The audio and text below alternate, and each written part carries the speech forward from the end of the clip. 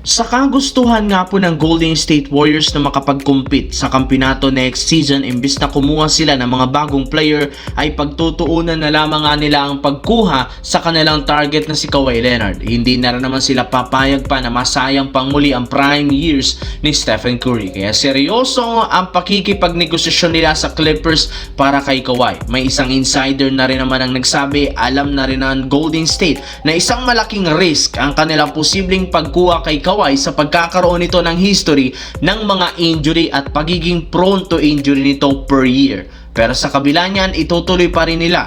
Wala rin naman silang pakialam kahit man may history si Kawhi.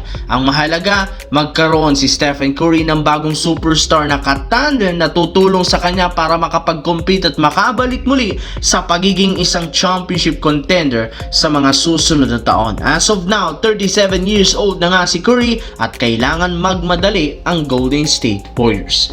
Samantala, trending nga sa social media ang balita na posibleng pagkuha ng Los Angeles Lakers kay Giannis Antetokounmpo na binabalakan nga talagang i-trade ng Milwaukee Bucks. Inaasahan na magkakasundo ang kampo ni Giannis at ng front office ng Milwaukee sa paglipat nito as soon as possible. Kaya hindi na nakapagtataka bakit kahit hindi pa nagtatapos ang season na naghahanda na ang front office ng Lakers, lalo ang bagong owner na kunin si Giannis. Ayon sa lumabas na balita, mismong bagong owner na ng Lakers na si Mark Walter ang nagsabi hahanap siya ng paraan para lamang maisakatuparan ng pagkuha nila kay Antetokounmpo. Wala rin naman itong pakialam kahit gaano man kalaki ang gagastusin ng prangkisa para lamang makuha si Giannis nang hindi nila binibitawan si Austin Reeves sa isang trade. Diyan pa lang mukhang desidido talaga ang Lakers na makabuo ng bagong Big 3 kasama si Austin Reeves, Luka Doncic, Giannis Antetokounmpo at kasali na rin si LeBron James na balak nilang panatilihin.